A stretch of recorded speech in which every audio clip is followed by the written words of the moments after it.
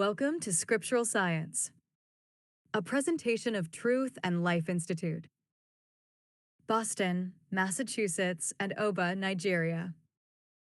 The following is a subsection of the book, Who God Created the Woman to Be, written and published by Ifeanyi Chukwujima, scriptural scientist and a servant of God. This subsection's ID is Woman 2:1. Mary, Sarah, and Eve. God continues the Garden of Eden inside each woman's womb. Every woman placed in the world by God is a direct extension of Eve to God, in much the same way every man placed in the world by God is a direct extension of Adam to God. God has maintained a single thread that runs through all mankind. That is why he took a rib from Adam and made Eve from it. God did not run out of the pristine material he had created Adam with. God simply extended Adam into another human being, Eve, 1 Corinthians 11 verse 8, and Genesis 2 verse 22, who he designed and commissioned to complement Adam, 1 Corinthians 11 verse 9, and Genesis 2 verse 18. God then promptly united them in marriage, Genesis 2 verse 22. That remains the picture of mankind for God. He will always view mankind in terms of a man, a woman, and both jointly in marriage. This is why after God had created mankind as male and female, he named them man, or Adam in Hebrew, Genesis 5 verse 2. And that is God firmly establishing the knowledge of his single thread in mankind for all human generations to take note of. Through one, he sees all. Furthermore, he gave to each of them separate responsibilities. He had assigned the man and the woman different responsibilities. The man is in the lead and must answer for everything the human family does. God had given the woman to the man as a helper suitable for him. Therefore, her responsibilities are different from the man's, and she is accountable for those specific responsibilities. Then again, just as God sees every human being through one, he looks at all men through Adam and at all women through Eve. All the responsibilities he had assigned to Adam continue to transfer to all men, from generation to generation. And all the responsibilities he had assigned to Eve also continue to transfer to all women, from generation to generation. God spoke once, and what he had spoken continues to reverberate through all generations of mankind till the end of time. That is the power of God's majesty, and nothing can change it. Whereas God had sent men in different generations to conquer armies, establish kingdoms, enforce his laws, and bring violators to their knees, in all of that time, God had focused the women on their one original mission, maintaining the home turf, in much the same way God had focused the moon exclusively on serving the earth alone, and no other planet in our solar system. For all the other planets which God had wanted to have the benefit of the moon, he gave those planets their own moons, some in multiples. We will touch on more parallels between the moon and women later in this book. When the home turf is in disarray, the nation begins to fall apart. Everything starts at the home front and feeds into everything else. God had given the woman the most essential job of all, and nothing else on the whole earth parallels that. She had received extra touch of grace and the extra consideration we see in Genesis 2 verses 20 to 25, because her function is at the heart of humanity's success. She is the force that holds everything together and keeps it moving. When she fails, everything falls apart. Success begins with her and ends with her. The world, in its pride, had put everything upside down and changed all the values, making the most valuable the least and the least the most valuable. Where God had started at the top, the world starts at the bottom because of the world's hatred of God. This has been the pattern throughout human history, and mankind had paid dearly for it. All the troubles in the world result from assigning values incorrectly to stoke the pride of the few that control everything, who had made themselves gods and demand that the world worship them instead of God. This is the reason why the mother of James and John came to Jesus Christ and requested that Christ made her sons sit one on either side of him when he gets into his glory. Matthew 20, verse 20. We all know the kind of mistrust that kind of betrayal brings within any group of dedicated friends. And the apostles were not insulated from it. In setting the record straight, Jesus Christ lectured them, saying, "You know that the rulers of the Gentiles lord it over them, and their high officials exercise authority over them. 26, not so with you. Instead, whoever wants to become great among you must be your servant. 27, and whoever wants to be first must be your slave. 28, just as the Son of Man did not come to be served, but to serve, and to give his life as a ransom for many." Matthew 20, verses 25 to 28. And just as Christ came to serve and not be served, the woman came to serve and not be served. She was given by God, just the way Jesus Christ was given by God, to save the man from the misdirection of his mind. That Eve's mind flared up ahead of Adam's, allowed God to refocus the woman on her all-important mission, so she could succeed as she was put together to, and reel in the prize, the entire family. Her quiet strength and her close touch to her spirit allows her to favorably scale disasters and keep the whole family intact. The God who sent her remains close to her throughout if she remains obedient to him. That way, she could continue to draw from his unlimited grace and bless her whole family with her wisdom, her gentleness, and her calm demeanor. 1 Corinthians 11, verse 15. Coming into the world to serve does not diminish the woman's importance to God or to man. Rather, it enhances her importance to both God and man. A gift is always something to cherish.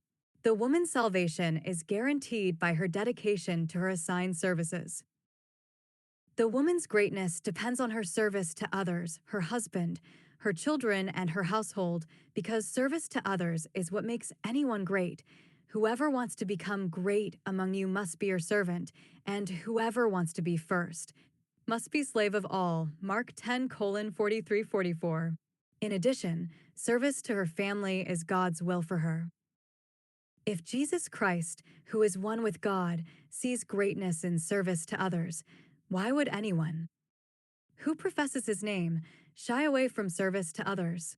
Jesus Christ came into the world to show all mankind what is important in life and what is not. He beckoned all of us to learn from his meekness and humility and to place our burden on him. Matthew 11, verses 28 to 30. That way, he will show us the way to joy. The world has come to believe that the Bible unfairly blames the woman for the evil that destroyed God's perfect world. The world has also convinced everyone that the Bible treats the woman like a second-class citizen, not at par with the man. That is the world, once again, doing what it does best, looking at everything God does from the wrong side because of the world's refusal to submit to God. For starters, God did not create everybody in the world to have the same role. Even the fingers on our hands are of different sizes, different shapes, and different purposes. God did things like this to help us come to his wisdom, which is perfect from the beginning to the end. There is a reason for everything in this world. Some we understand and others elude us because we are not looking at them the right way or because God has not decided to bring us into their truths. God never created the man and the woman to be equal in a natural sense. To be complementary, yes, but to be equals, not even close. Equality has no place anywhere there is authority. It is God's authority that gives God sovereignty over all he had created. Because God has authority over everything in existence, including human beings, God will never permit anyone to be equal to him, as Satan misled Eve into believing. Genesis 3 verses 4 to 5 NIV, "You will not certainly die." The serpent said to the woman, 5, "For God knows that when you eat from it your eyes will be opened, and you will be like God, knowing good and evil." Authority automatically creates disparity and unevenness.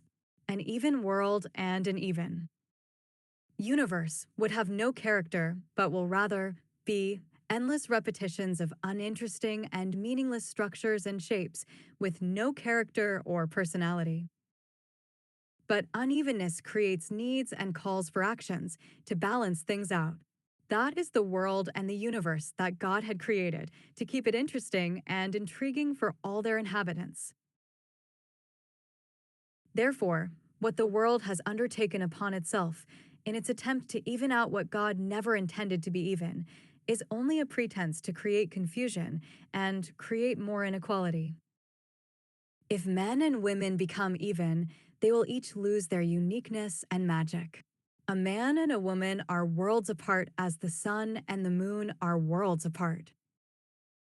To understand the remarkable differences God had created in men and women, one must closely look at the differences between the sun and the moon, the sea and the land, good and evil, etc. Both the sun and moon were prominently mentioned in the creation account in the book of Genesis because couples like them were designed to give mankind true clues as to how the differences between men and women were never designed to be smoothened out, but rather to be celebrated with excitement.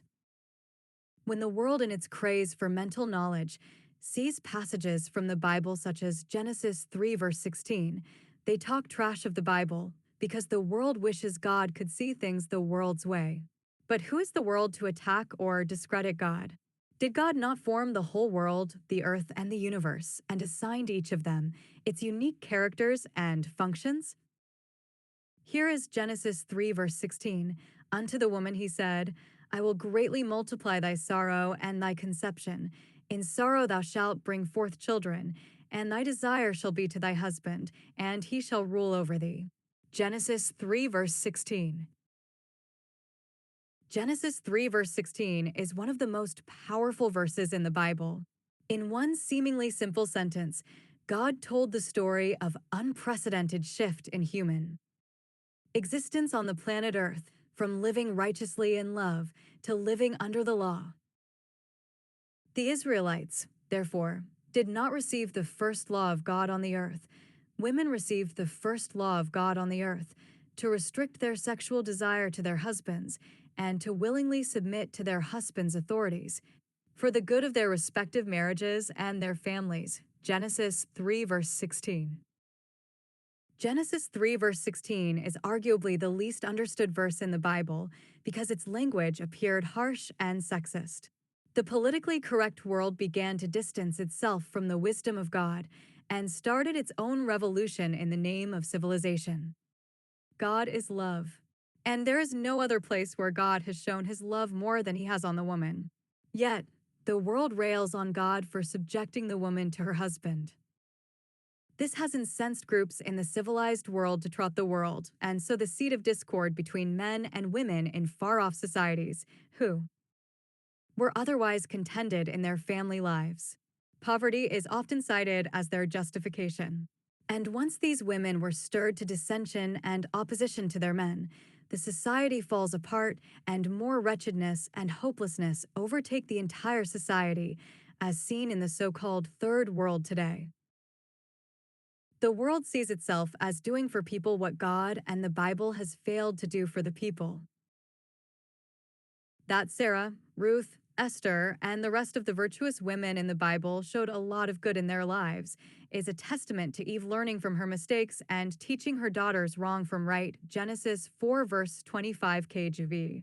And Adam knew his wife again, and she bare a son, and called his name Seth. For God, said she, hath appointed me another seed instead of Abel, whom Cain slew. Eve, like the children we raise today, understood God, her father, very well. She tried to do things her own way and failed so badly. Rescued from the ravages of her errors, she learned to stay within the boundaries her father had set for her. Her father's family, God's family, was important to her. So, she learned humility through what she suffered.